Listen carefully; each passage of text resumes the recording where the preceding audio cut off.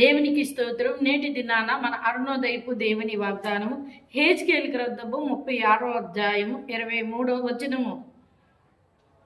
నా ఘనమైన నామమున నేను పరుచుదును, వారి ఎదుట మీ అందు నేను నన్ను పరిశుద్ధపరచుకొనగా నేను ప్రభువుకు యెహోవానని వారు తెలుసుకొందురు.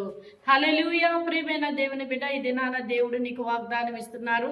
అనేకులు నిన్ను దూషిస్తున్నారా? యేసుక్రీస్తు వారిని పెట్టి అనేకులు నిన్ను అవమానిస్తున్నారా? ప్రభువును తెలుసుకున్నామని, దేవుని నువ్వు తెలుసుకున్నామని, యేసుక్రీస్తు వారిని నువ్వు ఎరిగి ఉన్నామని నిన్ను నిందించి అవమానపరుస్తున్నారా?